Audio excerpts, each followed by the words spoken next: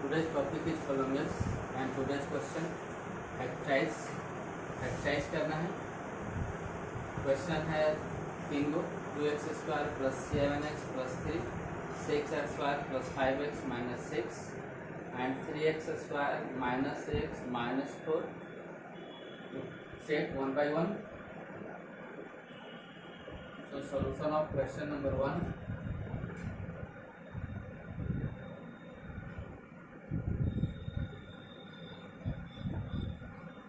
Given expression आपका है 2x² + 7x + 3, जैसा कि इन प्रीवियस क्लास हम लोग किए थे। Product of coefficient of x² and constant, product of coefficient of x² and constant term equal होगा 2 × 3 = 6। और हम लोग कोफिशिएंट ऑफ x² के अगर a लिखते हैं और कांस्टेंट टर्म को अगर c लिखते हैं तो आपका हो जाएगा a × 6 c = 6। क्यों लिखते हैं? क्योंकि जब हम लोग जनरल एक्सप्रेशन लेते हैं ax² + bx + c, इसको हम लोग जनरल एक्सप्रेशन कहते हैं।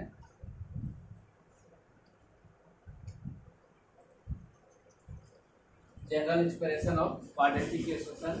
तो यहाँ से x² के कोफिशिएंट को हम लोग a लेते हैं और कांस्टेंट को क्या लेते हैं? c लेते हैं। ऐसे आपको जो भी इच्छा करे ले सकते हैं। और इस क्वेश्चन में जो भी हम आगे करेंगे वह product of coefficient of x² and constant term नहीं लिख करके केवल a × c लिखेंगे। तो फर्स्ट में हम लोग फाइंड करते हैं कि जो 6 है, 6 का क्या क्या फैक्टर हो सकता है। सो यही राइट,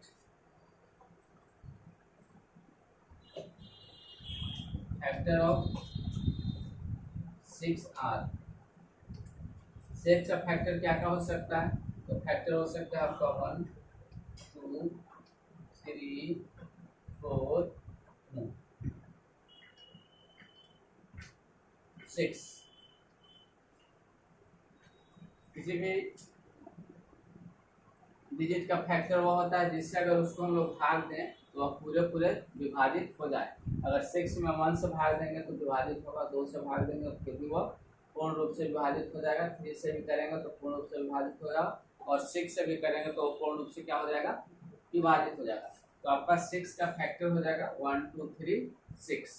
उसके बाद हम लोग 7 को जो कोफिशिएंट ऑफ x पर हम लोग जाते हैं और इसको 2 भाग में हम लोग बांटते हैं।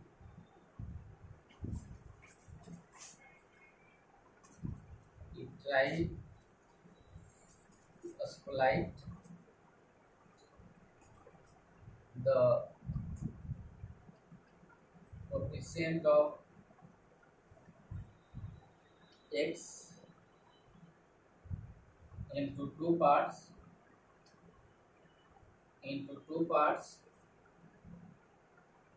such that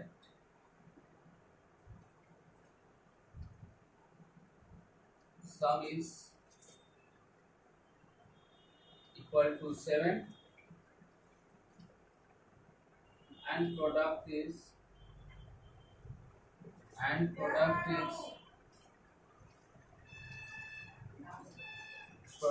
equal to 6।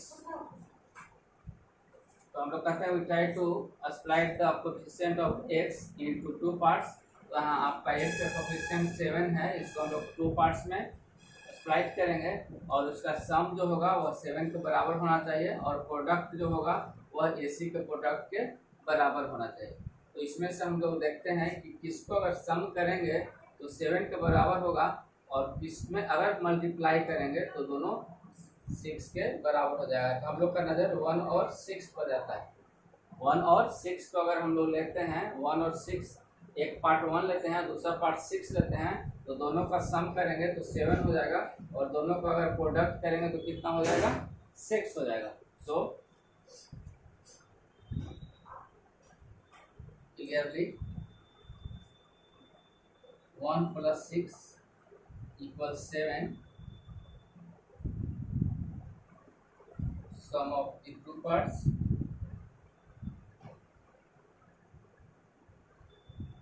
and 1 × 6 = 6,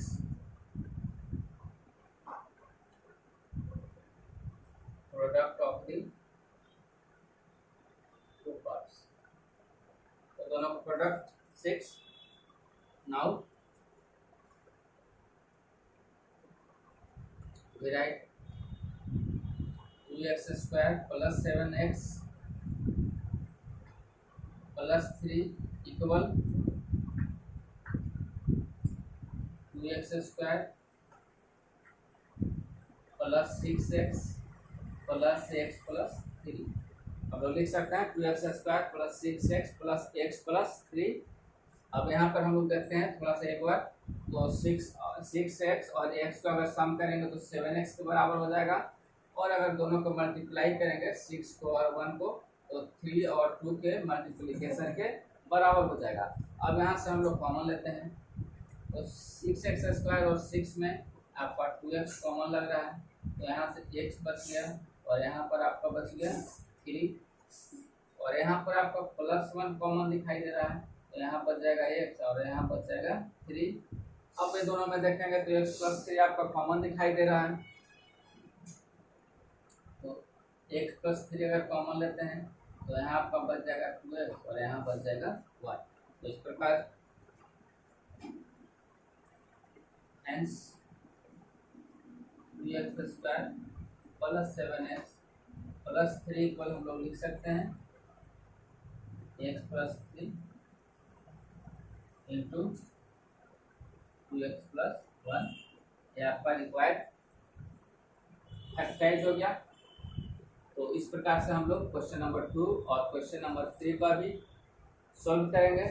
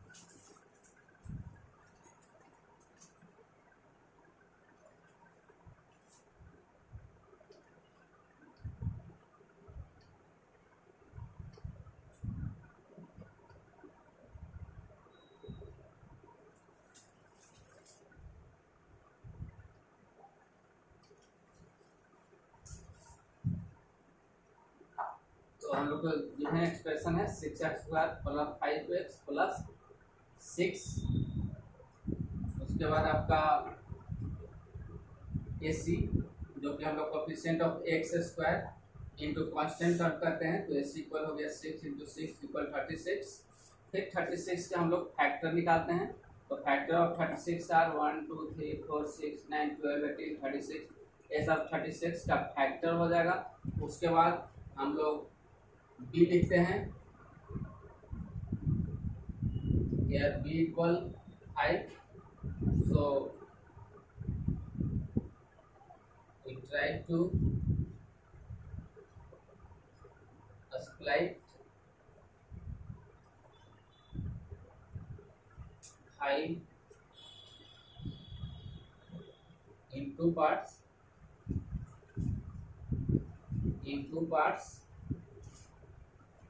such as sum is equal to 5 and product is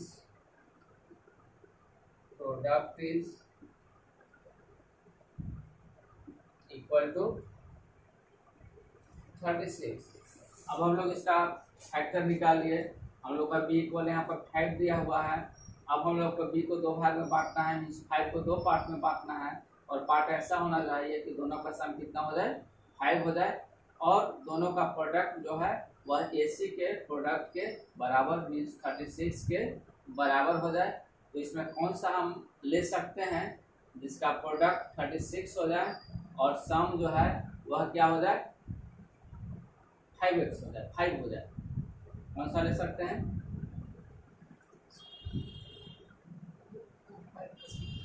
5 4 plus 1 4 में 1 से मल्टीप्लाई करेंगे तो 36 हो जाएगा। हम लोग ले सकते हैं यहाँ से, एक 9 दिखाई दे रहा है आपका, और एक कौन दिखाई दे रहा है, 4 दिखाई रहा है। ठीक है ना, क्लियरली? 9x नहीं, 9 ले लो। 9 माइनस 4 इक्वल, चाहे 9 प्लस माइनस 4 इक्वल कितना हो जाएगा, 5। 9 में अगर माइनस 4 को हम लोग ऐड करेंगे तो कितना हो जाएगा, 5 हो जाएगा।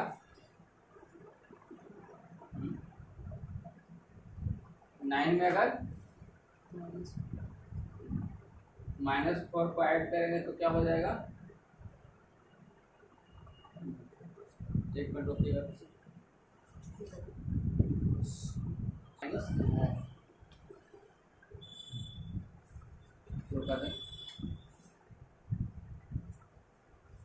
क्वेश्चन आपका था 6x² प्लस 5x माइनस 6। यहाँ आपका प्रोडक्ट -36 है, तो 36 का ही हम लोग लेते हैं। सम में यहाँ 5 है। अगर 9 में -4 अगर ऐड करते हैं तो क्या हो जाएगा, 5 हो जाएगा। तो ये आपका सम इज इक्वल टू 5 हो गया। और अगर हम लोग 9 इंटू -4 करते हैं तो -36 हो गया। Product is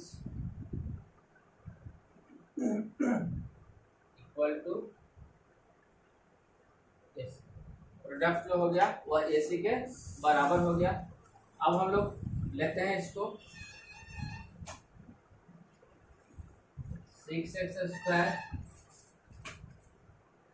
6x² plus 5x minus 6 equal हम लोग लिख सकते हैं 6x²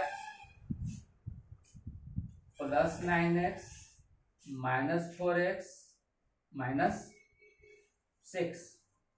अब यहाँ देख रहे हैं 6x² और 3x में आपका कॉमन है 3x, तो यहाँ पर जाएगा आपका 2x प्लस बच जाएगा 1,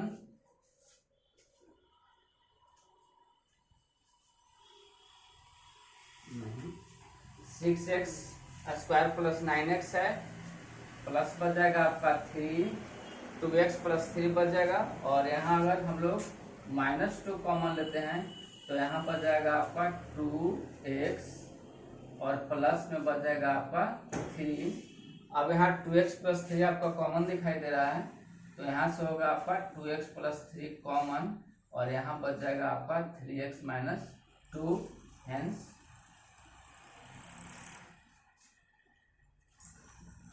factor of 6x² plus 5x minus 6 equal हो जाएगा आपका 2x प्लस 3 एंड हो जाएगा आपका 3x माइनस 2।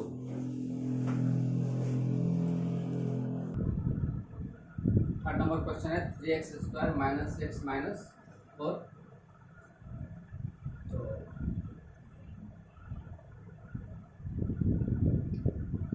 प्रोडक्ट लिखते हैं, product of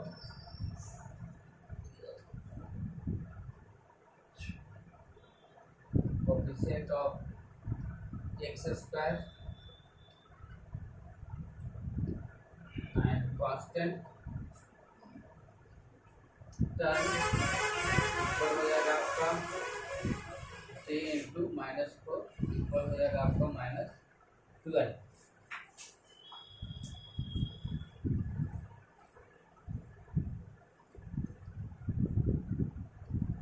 factor of 12 are होगा आपका 1 2 3 4 6 12।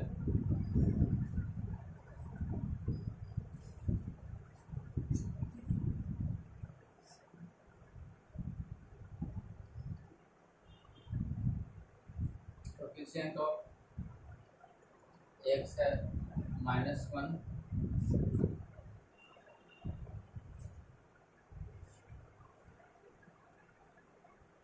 so we try to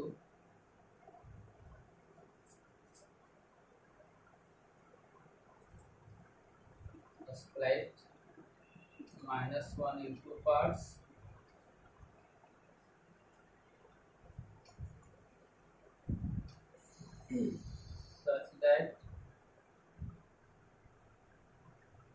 such that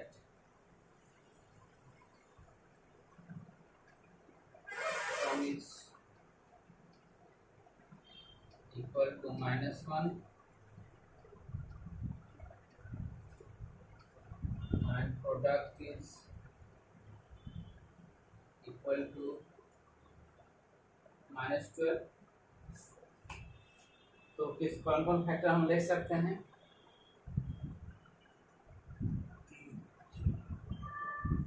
तो हम लोग इस दोनों को ले सकते हैं।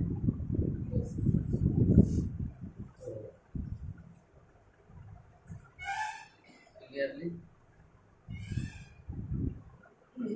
-4 + 3 equal to -1 and -4 into 3 equal to -12। तो हम लोग ले सकते हैं -4 और क्या ले सकते हैं 3 ले सकते हैं। नाउ 3x² -6 -4 इक्वल हो जाएगा आपका 3x²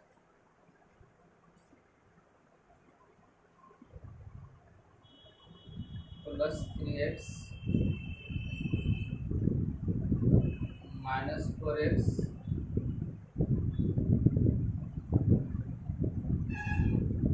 -4। यहाँ से अगर हम लोग dx को कॉमन लेते हैं तो यहाँ पर जाएगा आपका x + 1 और यहाँ से भी अगर -1 हम लोग कॉमन लेते हैं -4 कॉमन लेते हैं तो बच जाएगा आपका x + 1। यहाँ से अगर x + 1 को हम लोग कॉमन लेते हैं तो यहाँ बच जाएगा 3x - 4।